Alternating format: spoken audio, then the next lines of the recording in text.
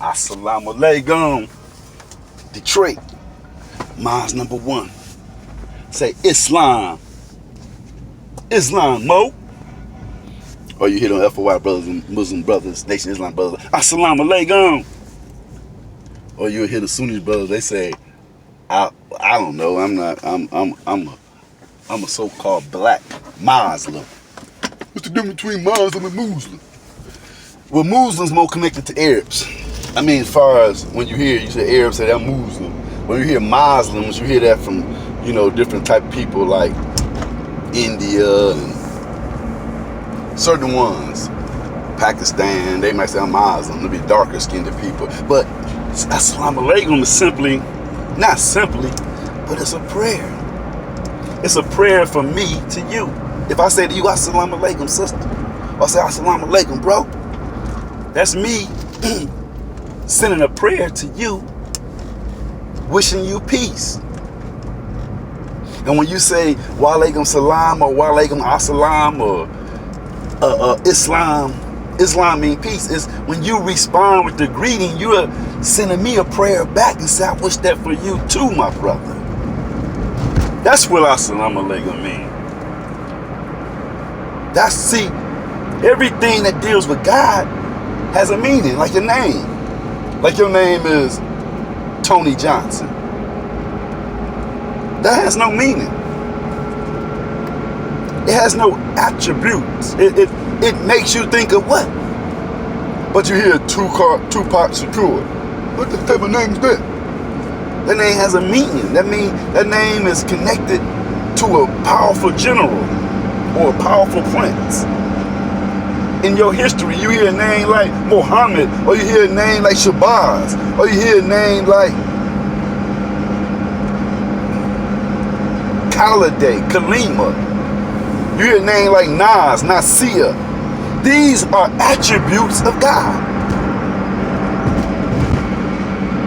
But what I want to talk about is how much money you think churches make. I mean, let's just use one day, a Sunday. We're going to do little numbers. Say, why are you talking about this? Because I want you to be mad as hell. I want you to see. I want you to see the game that has been played on you and on me. Because when this thing come to pass, and if it should come to pass, this scenario we in, where nothing's moving. Nothing's moving. And if it should get tight, real tight, if the grocery stores was not to fill back up in your neighborhood, like, who has your back besides this government? Who has your back? That's what it was all for. When you see mega churches, when you see people you're giving donations to that's making millions of dollars a week. Say what? $20 a member. If you got 1,000 people in your congregation and they gave you $20 on Sunday, that's 20,000 right there. Now, when I say that's not 20,000 free and clear, I mean, I got bills for that. But my point is, churches make millions and millions and millions of dollars selling the people hope. Do you have a survival plan? The church is strong enough to have given people survival kits. Whoa. No, I'm talking to you. When you go in prison, they give your ass a little a package. You got your soap, toothpaste, your undershirt, your underwear, a couple pair of socks, your uniform. A care little package. When you love God, you have to prepare the people for the chastisement of another people that God intends on wiping out, and those of them that are good ones, because you have good ones, but I'm not the one to go point them out who good, who bad. They'll be all right. They know who they are, and they are in their position. People are waiting on us, the bottom half of us, those of us who running around in the clubs and dressing up every day, riding around with rims and Rolex watches on and leaning and talking that gangster trash. They were waiting on you and me, man. What you mean, man? What you talking about? No, they waiting on you and me to come together because we are the realists.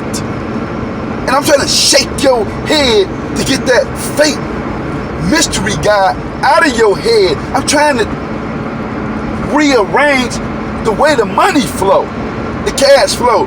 We have to put our resources together. So who is we? Me, you, like who I'm talking to. Especially you from Detroit. Like when we call this meeting, y'all gotta come.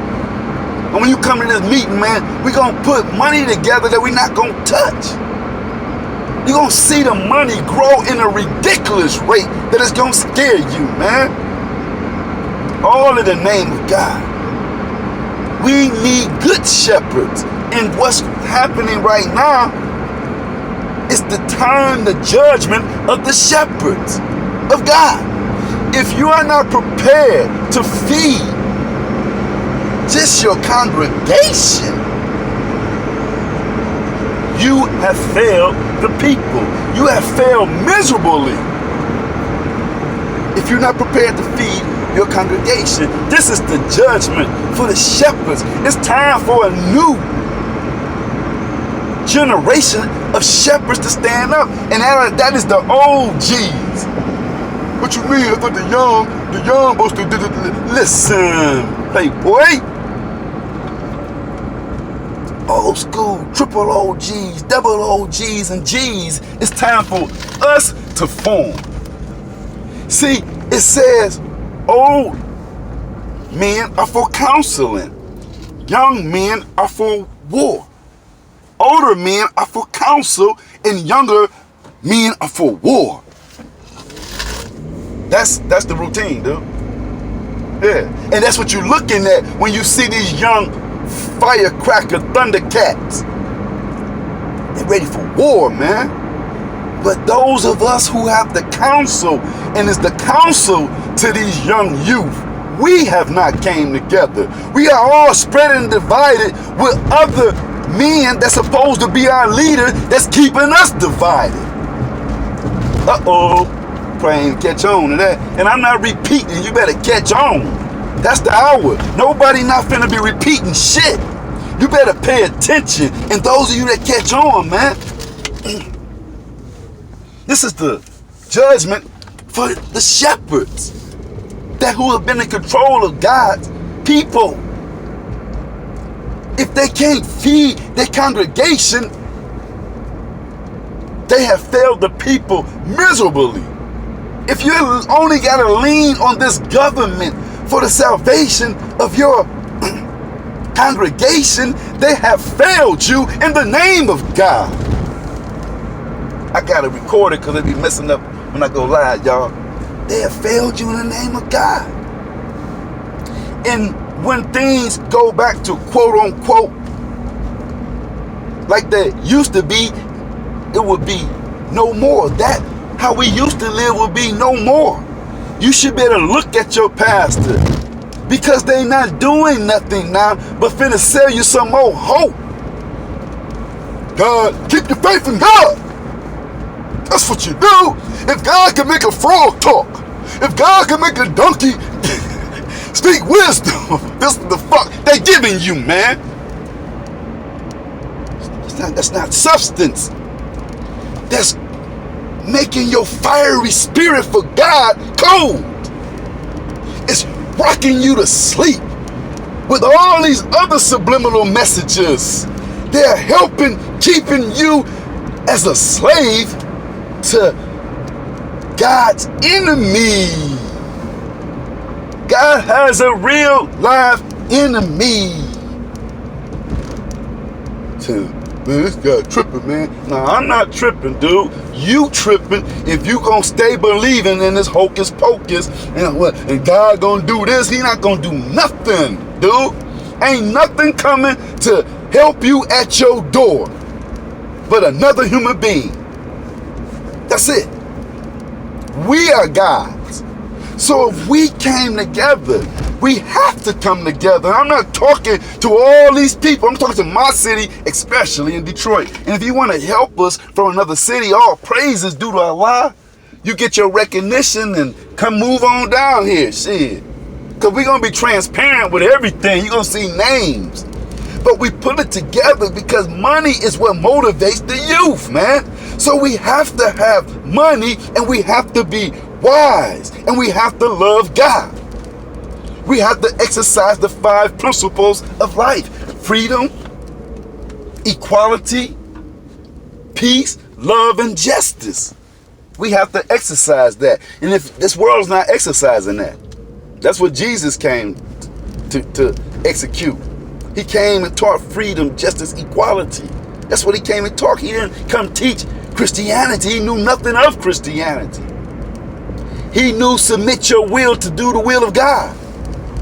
That's what Islam is. And at the end of all this, Christians like, oh man, you tripping, man. No. As far as us coming together, putting our money and our resources together, that's what God is. It's just happened to be a Muslim. But man, I know some Christians, dude. They Muslim in their attributes. They Christian, their faith is Christian, but their attributes is Muslim. So what you mean by attribute? The way that they do things, the way that they move, the way that they love the next man. It's Muslim. It's just hard to say that I'm a Muslim because of how you love Jesus. And there's nothing wrong with that, as long as you stay that course. But those of them from Muslims and Christians and Moors that put each of us against one another. Say, well, you putting us against one another when you talking about my God. No, I'm talking about the God. Now, if you want to believe in a mystery God, that's your fucking business. I'm talking about a real living God. If your God don't have no face, if your God don't have no color, that's your mystery God. I'm talking about the God. Nigga, don't talking that tied tongue, twisted tongue bull crap. Talking about you putting us together because you saying Christians believe in this. You know what you believe in, man. If you just be of God, if you act accordingly to God's will and purpose, then to hell with what I'm saying, you should be with me.